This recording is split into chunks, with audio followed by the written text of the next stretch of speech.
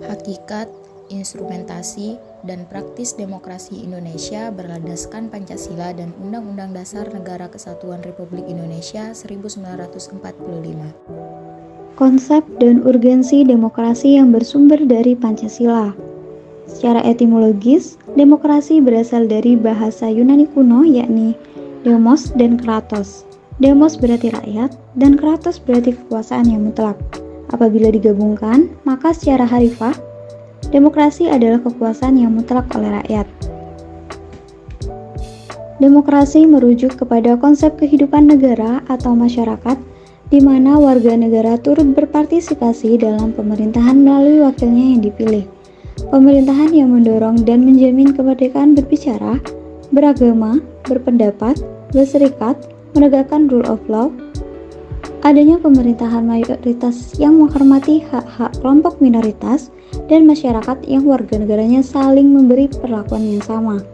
Jadi, dapat dinyatakan bahwa demokrasi adalah suatu pemerintahan dari rakyat, oleh rakyat, dan untuk rakyat. Pemikiran tentang demokrasi Indonesia. Suatu negara mempunyai ciri khas dalam pelaksanaan kedaulatan rakyat dan demokrasinya.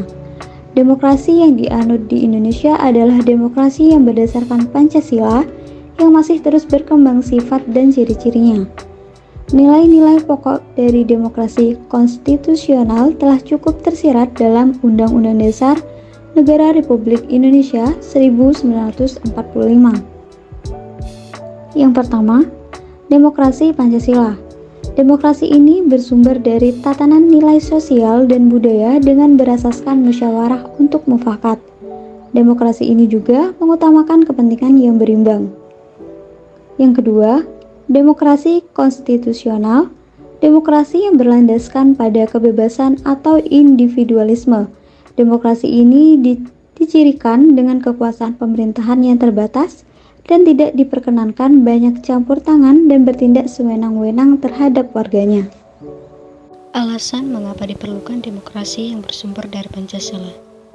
Alasan diperlukan demokrasi yang bersumber dari Pancasila karena munculnya sejumlah persoalan tentang kelemahan praktik hukum di berbagai media jejaring sosial. Di antaranya, 1. Buruknya kinerja lembaga perwakilan dan partai politik. Kedua, krisis partisipasi politik rakyat. Yang ketiga, munculnya penguasa di dalam demokrasi. Yang keempat, demokrasi saat ini membuang kedaulatan rakyat. Adanya krisis partai politik disebabkan karena tidak adanya peluang untuk berpartisipasi atau karena terbatasnya kemampuan untuk berpartisipasi dalam politik. Secara spesifik, penyebab rendahnya partisipasi politik adalah: pertama, pendidikan yang rendah; kedua, tingkat ekonomi rakyat yang rendah; ketiga, partisipasi politik rakyat kurang mendapat tempat dari pemerintah. Yang selanjutnya yaitu sumber historis, sosiologis, dan politik tentang demokrasi yang bersumber dari Pancasila. 1. Sumber nilai yang berasal dari demokrasi desa. Demokrasi diformulasikan sebagai pemerintahan dari rakyat, oleh rakyat, untuk rakyat, merupakan fenomena baru bagi Indonesia ketika merdeka. Mengenai adanya demokrasi dalam tradisi desa, kita akan menggunakan dua macam analisis berikut. A. Paham kedaulatan rakyat sebenarnya sudah tumbuh sejak lama di Nusantara. Di alam Minangkabau, misalnya pada abad ke-14-15, kekuasaan raja dibatasi oleh ketundukannya pada keadilan dan kepatutan. B. Tradisi demokrasi asli Nusantara tetap bertahan sekalipun di bawah kekuasaan feodalisme raja-raja Nusantara, karena di banyak tempat di Nusantara, tanah sebagai faktor produksi yang penting tidaklah dikuasai oleh raja, melainkan dimiliki bersama oleh masyarakat desa. 2. Sumber nilai yang berasal dari Islam. Nilai demokratis yang berasal dari Islam bersumber dari akar teologisnya. Inti dari keyakinan Islam adalah pengakuan pada ketuhanan yang Maha Esa, atau tauhid monoteisme. Dalam keyakinan ini, hanya Tuhanlah satu-satunya wujud yang pasti. Semua selain Tuhan bersifat nisbi belaka. Prinsip tauhid adalah paham persamaan atau kesederajatan manusia di hadapan Tuhan, melarang adanya perendahan martabat dan pemaksaan kehendak antar sesama manusia. 3. Sumber nilai yang berasal dari Barat. Kehadiran kolonialisme Eropa, khususnya Belanda di Indonesia, membawa dua sisi dari koin peradaban Barat. sisi represi imperialisme kapitalisme, dan sisi humanisme demokratis. Dinamika dan tantangan demokrasi yang bersumber dari Pancasila. Pancasila adalah dasar negara Indonesia yang mengandung nilai-nilai dasar yang menjadi pijakan bagi demokrasi di Indonesia. Namun, dinamika dan tantangan dalam menjalankan demokrasi yang bersumber dari Pancasila juga dapat muncul.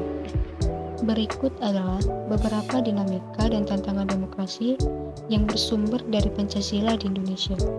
1. Pluralitas budaya dan agama. 2. Eksklusi politik. 3. Korupsi. 4. Ketidaksetaraan ekonomi.